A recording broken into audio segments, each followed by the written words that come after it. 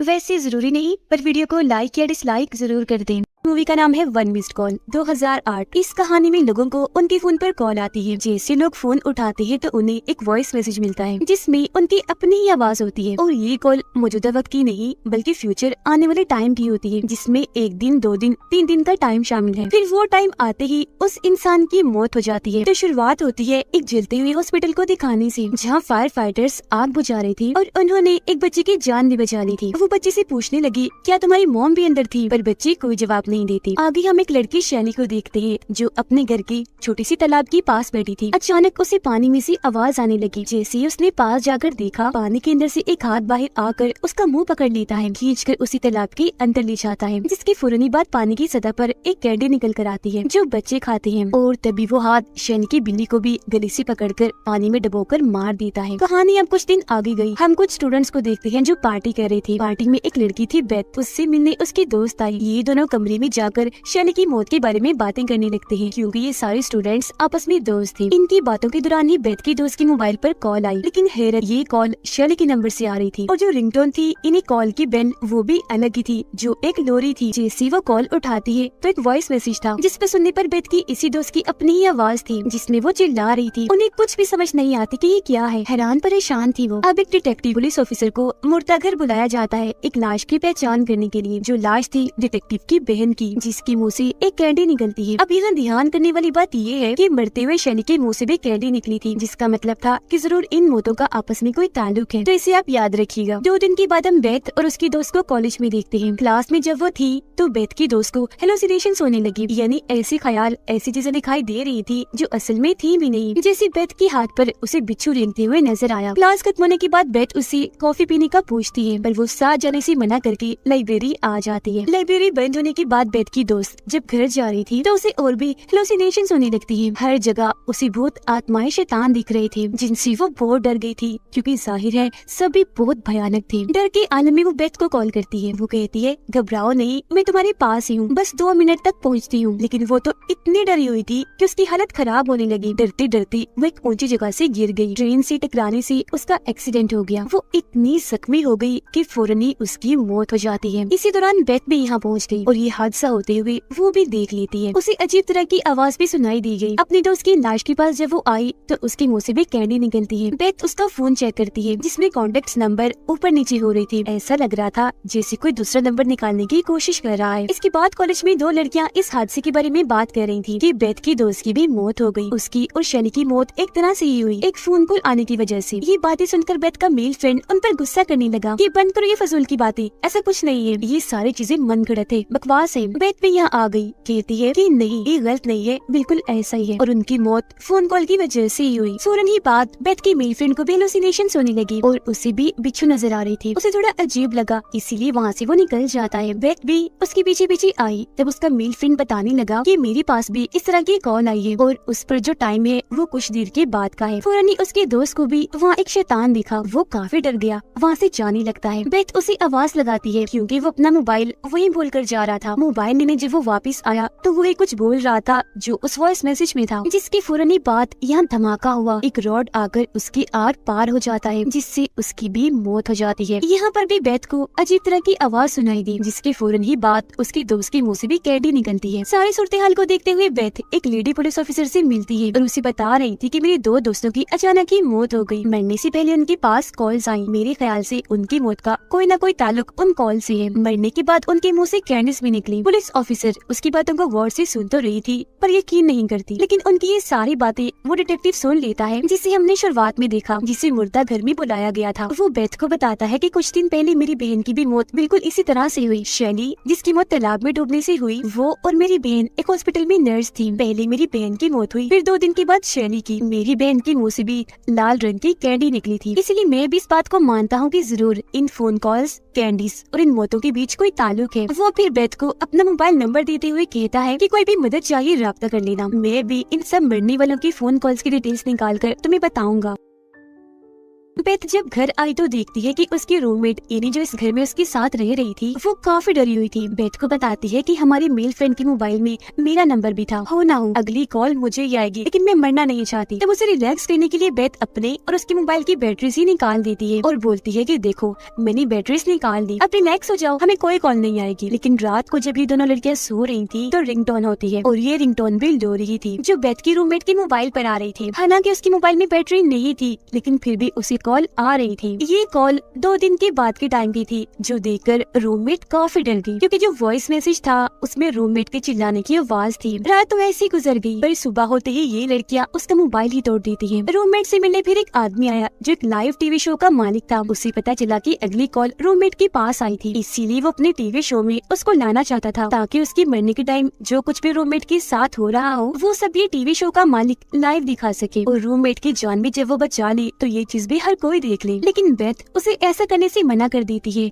और रूममेट को लेकर वापस घर आ जाती है। रूममेट का कहना था कि हमें उस आदमी की बात मान लेनी चाहिए, क्या पता वो हमारी मदद ही कर दे, लेकिन फिर भी बेथ ने उसे मना कर दिया। अगली सुबह रूममेट वहाँ नहीं थी, वो जा चुकी थी। जाते हुए उसने बेथ के लिए एक नोट छोड़ा था कि मैं अपने मॉम डैड के पास जा रही हूँ। फिर डिटेक्टिव बेथ के पास आकर बताता है कि मैंने सारे फोन कॉल रिकॉर्ड्स निकाल लिए हैं, जिससे मुझे पता चला है कि हर मरने वाले को उससे पहले मरने वाले ने फोन किया था। जैसे मेरी बहन ने शैली को, शैली ने फिर तुम्हारी दोस्त को जिसकी मौत ट्रेन वाली हादसे से हुई, उसने फिर तुम्हारे मेल फ्रेंड को। हैरान करने वाली बात ये थी कि सारी ही कॉल्स उन लोगों के मरने की बात की गई थी उनके नंबर से। वो फिर बताता है कि मेरी बहन को कॉल एक औरत ने की थी जो मरीज थी और अब मैं उसके घर जा रहा हूँ सच्चाई का पता लगवाने, जिस पर बेथ भी उसके साथ चल देती है। उस औरत के घर पहुंचकर डिटेक्टिव छानबीन करने लगता है। उसे यहाँ एक छोटे से कैमरा से रिकॉर्ड की हुई वीडियो की सीडी मिलती है। ये कैमरा बच्चों पर नजर रखने के लिए होता है। वीडियो में इस मरीज औरत की 2 बेटियां थी जिनमें बड़ी बेटी का नाम एनी था, लेकिन ढूंढने के बाद भी डिटेक्टिव को यहाँ वो छोटा कैमरा नहीं मिलता जिससे वीडियो बनाई गई थी। उसे वहाँ एक इनहेलर मिलता है, यानी जो सांस की मरीज इस्तेमाल करते हैं। वो एक पंप की तरह का था जिसे जैसे डिटेक्टिव दबाता है उसमें से एक आवाज आई, जो आवाज सुनकर बेथ काफी डर जाती है। डिटेक्टिव को बताती है कि जब मेरी दोस्त और मेल फ्रेंड की मौत हुई तब वहाँ मैंने यही आवाज सुनी थी, लेकिन जहाँ से आवाज आ रही थी वहाँ कोई भी नहीं था। मजीद छानबीन करने पर डिटेक्टिव को पता चला कि उस मरीज औरत की बड़ी बेटी एनी की मौत दमे के अटैक की वजह से हुई, यानी उसे सांस का मसला था और ये इनहेलर उसी का था। साथ ही उसकी छोटी बहन को उनकी मोम 9 बार हॉस्पिटल लेकर गई थी क्योंकि उनकी छोटी बेटी अलग अलग तरह से जख्मी हुई थी, जैसे कभी उसका जल जाना, कभी सर में सुई का चुभ जाना, तो कभी कोई शैम्पू पी लेना। ये सारी बातें जानकर बेथ डिटेक्टिव को बताती है कि मैं सारी बात समझ गई हूँ। असल में उस मरीज औरत को कोई दिमागी बीमारी थी जिस वजह से वो अपने ही बच्चों को जख्मी कर दिया करती थी, फिर हॉस्पिटल में उनका इलाज करवाकर देखभाल करती थी ताकि उन बच्चों की और तवज्जो ले सके। यहाँ इन्हें ये भी पता चला कि जिस हॉस्पिटल में उस मरीज औरत की बेटियों का इलाज हुआ करता था वहाँ एक नर्स ने उस औरत से पूछताछ भी की थी कि उनकी बड़ी बेटी को कब से दमे की बीमारी है और छोटी बेटी क्यों बार बार जख्मी हो जाती है। यहाँ मैं आपको बता दूं कि वो पूछताछ करने वाली नर्स और कोई नहीं बल्कि डिटेक्टिव की बहन थी जिसकी मौत सबसे पहले हुई थी। अब तभी टीवी पर बेथ अपनी रूममेट को उस लाइव शो में देखती है जहाँ टीवी शो का मालिक उसके साथ होने वाली हर चीज को लाइव दिखाएगा, जो देखकर ये दोनों जल्दी से उस चर्च के लिए निकल जाते हैं जहाँ ये शो होने वाला था। इसी दौरान रूममेट बेथ को कॉल करके सोई कहती है कि मुझे माफ कर देना, मैंने तुम्हारी बात नहीं मानी और मैं इस शो में आ गई। शो में दिखाया जाता है कि रूममेट को भी हेलुसिनेशंस होने लगी, उसे अपने आसपास शैतान दिखने लगे। जैसे बेथ और डिटेक्टिव यहाँ आए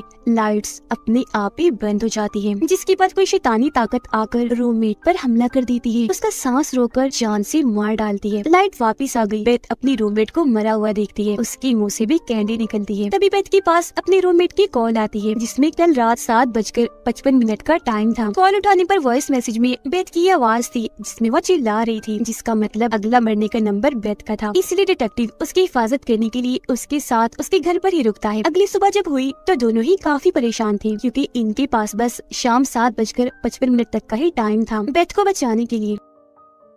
डिटेक्टिव को फिर उस मरीज औरत की बेटी यानी एली की छोटी बहन के बारे में पता चला जो अब एक ऑर्फनेज में है, एक ऐसी जगह जहाँ उन बच्चों को रखा जाता है जिनका इस दुनिया में कोई नहीं होता। वहाँ जाकर पता चला कि ये बच्ची और कोई नहीं बल्कि शुरुआत वाली बच्ची है जिसे फायर फाइटर्स ने जलते हुए हॉस्पिटल से बचाया था। ये दोनों उससे उसकी मोम के बारे में पूछते हैं पर शुरुआत की तरह ही वो कोई जवाब नहीं देती। जब फायर फाइटर्स ने पूछा था कि तुम्हारी मोम हॉस्पिटल के अंदर थी, लेकिन तभी बच्ची के बालों में से लोरी की आवाज आने लगी और ये लोरी वही थी जो रिंगटोन बनकर बजती थी। थी। फिर इस चीज को नजरअंदाज करके बेथ और डिटेक्टिव बाहर आए। वो फैसला करते हैं कि हम अलग अलग जाकर एली की मोम यानी मरीज औरत के बारे में जानकारी इकट्ठा करेंगे। लेकिन जैसे बेथ वहाँ से जाने लगी, उसकी नजर एली की बहन की खिड़की पर गई, जिसके पीछे एक भूत खड़ा हुआ था। जिसके बाद बेथ उस हॉस्पिटल में जाने का फैसला करती है जहाँ पर एली और उसकी छोटी बहन का इलाज हुआ था। इस बारे में वो डिटेक्टिव को भी बता रही थी कि मैं उस हॉस्पिटल में जा रही हूँ। वो अंदर जाने की कोशिश करती है पर सामने वाला दरवाजा लॉक था, इसीलिए वो पिछले दरवाजे से जाने की कोशिश करने लगी, लेकिन ये दरवाजा भी लॉक था। पर तभी वो अपने आप ही खुल जाता है। हॉस्पिटल के अंदर आकर बेथ सुराग ढूंढने लगी, लेकिन तभी कोई शैतानी ताकत अंधेरे में बेथ पर हमला कर देती है और खींचकर उसे अपने साथ ले जाने लगी। इसी वजह से वो काफी डर गई, जोर से चीख मारती है, जैसे तैसे अपनी जान बचाकर वहाँ से भाग गई। बेथ को यहाँ डिटेक्टिव मिल जाता है। ये दोनों यहाँ से बाहर निकलने की कोशिश करते हैं पर निकल नहीं पाते क्योंकि सारे दरवाजे लॉक्ड हो गए थे। फिर जैसे एक कमरे में आए, कुछ शैतानी ताकत अब डिटेक्टिव पर हमला कर देती है। वो उसे हवा में उठाकर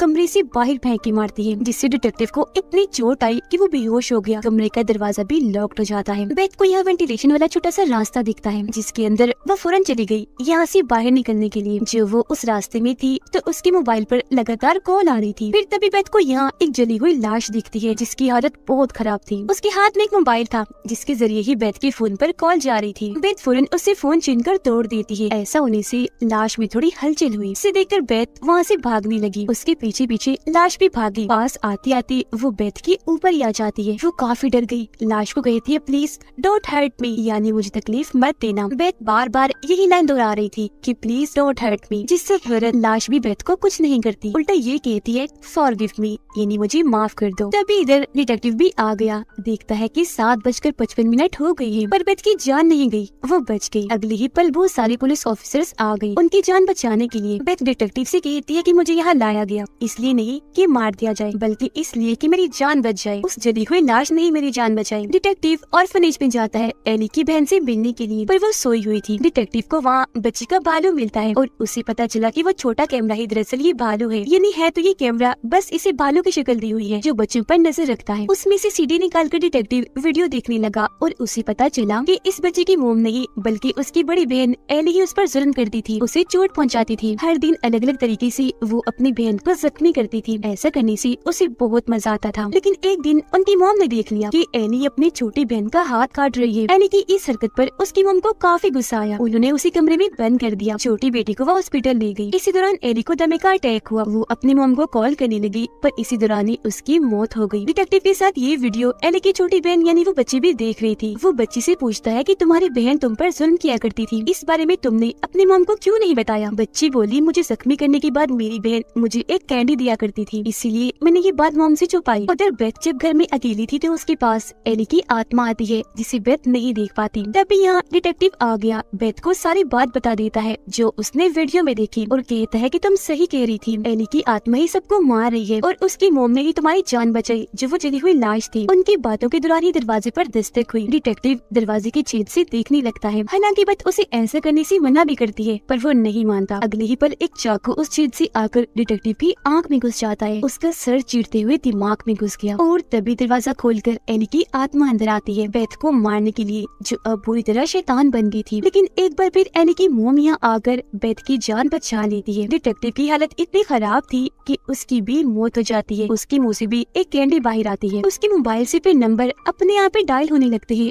अगले शिकार के लिए। अब यहाँ मैं आपको इस मूवी का खुलासा कर देती हूँ, और वो ये कि एली ही शैतान थी। असल में बचपन से ही उसमें शैतानी हरकतें थी। जैसे अपनी बहन को जख्मी करने के बाद वो उसे कैंडी देती थी, लेकिन जब उसकी मौत हुई तो वो एक पूरी शैतान बन गई और फिर लोगों को मारने के बाद उन्हें कैंडी देती थी। इसीलिए हर किसी के मुंह से कैंडी निकलती थी। और जिस तरह से उसकी मौत हुई अपनी मम को कॉल करते करते, ऐसे ही वो लोगों को मारने के बाद उनके नंबर से अगले मरने वाले इंसान को कॉल कर दिया करती थी। और इसी के साथ ये कहानी इधर ही खत्म हो जाती है।